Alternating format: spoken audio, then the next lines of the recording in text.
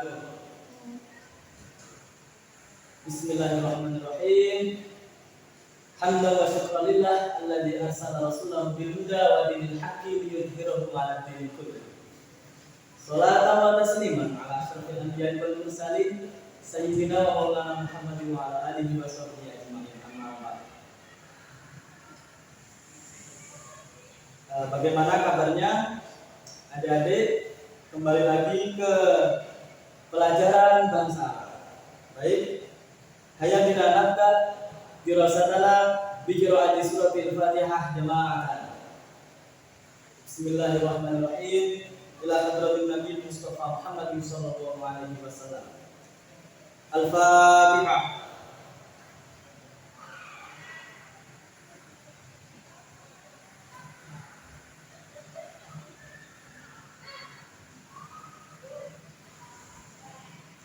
Sekarang kita akan membahas tentang al-bait. Apa itu artinya al-bait? Al-bait artinya adalah rumah. Yang dimaksud dalam materi pertemuan kali ini yaitu tentang apa yang ada di dalamnya. Al-bait itu berarti rumah. Kita membahas tentang seputar benda-benda yang ada di rumah. Banyak sekali contoh yang akan saya berikan. Sebelum itu kita membahas tentang pembagian ruangan yang ada di rumah. Contohnya yang ada di rumah kalian pertama seperti apa? Ayo sebutkan. Bisa ruang tamu, bisa kamar tidur, terus apalagi dapur bisa. Nah nanti kita bahas ya. Saya sudah mempersiapkannya untuk sebagai bahan pembelajaran pada pertemuan hari ini. Dan tetap kewajiban adik-adik yaitu untuk memahami dan juga menghafalkannya, karena mufradat itu merupakan kunci untuk memahami bahasa Arab. Selain itu juga banyak lagi, karena dalam bahasa Arab itu kita sebenarnya ada 4 keterampilan ya, seperti keterampilan membaca, keterampilan berbicara, dan keterampilan menulis, serta keterampilan mendengarkan. Itu. Nah, yang paling penting sekarang ini materinya adalah seputar tentang apa yang ada di dalam rumah. Ini saya sudah mempersiapkannya. Yang pertama ini dulu, tolong diikuti ya. Pertama adalah al-baitu, artinya rumah. Al-baitu artinya rumah. Bersama-sama gapat. Al-baitu artinya rumah. Yang pertama yang perlu diketahui ialah pembagian ruangan di dalam rumah. Seperti yang kalian ketahui, rata-rata rumah yang ada di Indonesia, yang ada di tempatnya kalian itu pasti tidak luput dari ini yang saya tulis ya. Pertama ada ghurfatul mudzakarati, artinya ruang belajar. Ghurfatul mudzakarati artinya ruang belajar. Bersama ghurfatul mudzakarati artinya ruang belajar. Sekarang yang kedua, ghurfatun naumi artinya ruang tidur. Bersama ghurfatun naumi artinya ruang tidur. Terus yang ketiga ada ghurfatul akli artinya ruang makan. Lagi, ghurfatul akli artinya ruang makan. Arabi yang keempat, ghurfatul maktabi artinya ruang kerja. Saya ulangi lagi, ghurfatul maktabi artinya ruang kerja. Al-khamis, ghurfatul julusi artinya ruang tamu. Ghurfatul julusi artinya ruang tamu.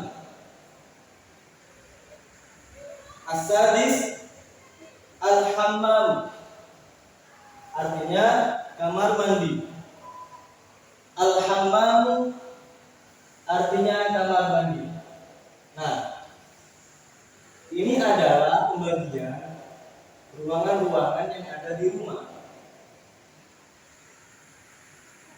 Seperti yang kita ketahui, umumnya rumah-rumah itu ya tidak luput dari ini.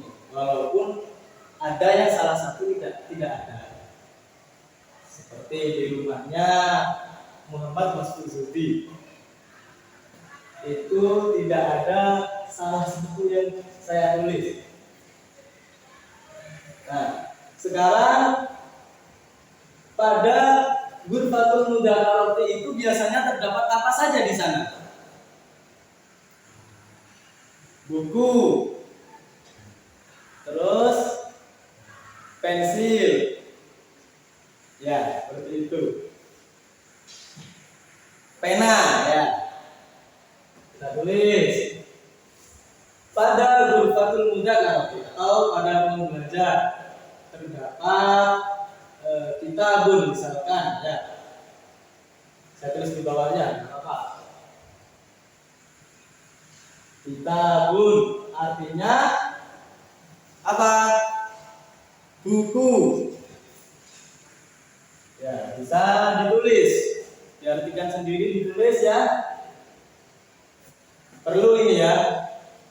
Ini dihafalkan dan juga dipahami. Ghurfatul mudzakarati terdapat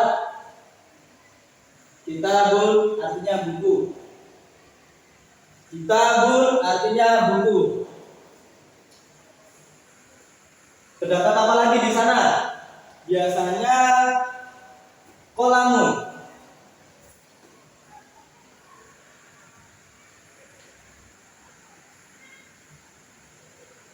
Artinya pena. Kolamun itu bukan kolam yang bahasa Indonesia ya. Jadi mindsetnya jangan ke arah mandi. Kalau dalam bahasa Indonesia, kolam itu ialah tempat untuk berenang. Nah, ini bahasa Arab. Walaupun hampir sama ya. Kolamun artinya pena. Ya. Seperti itu. Terus lanjutnya, ghurfatun naumi artinya apa adik-adik? Ghurfatun naumi artinya ruang tidur, kamar, seperti itu ya. Sekarang kita ini dalam ghurfatun naumi itu ada apa saja di dalamnya? Bisa ranjang. Saya ambil satu contoh saja, nanti bisa dikembangkan. Ranjang itu bahasa Arabnya sarir. Ya.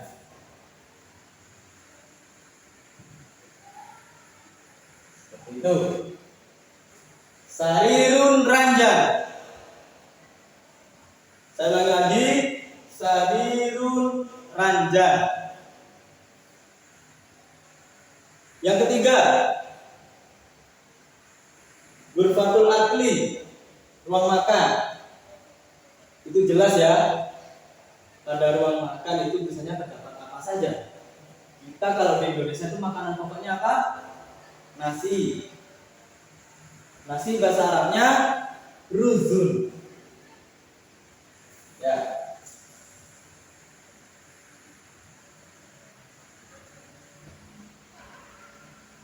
Ruzul artinya nasi.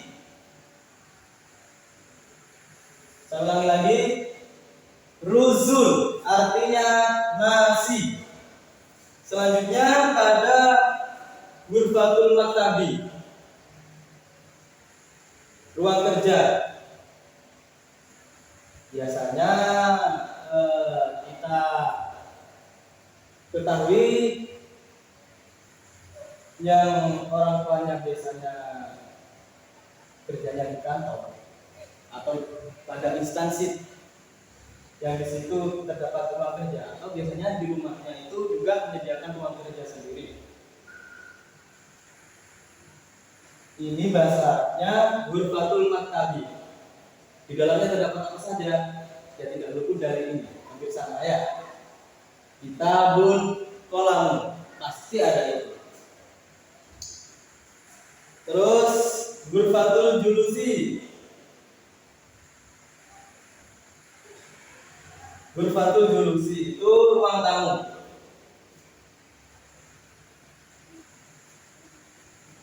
Biasanya terdapat apa saja di sana? Terdapat kursiun.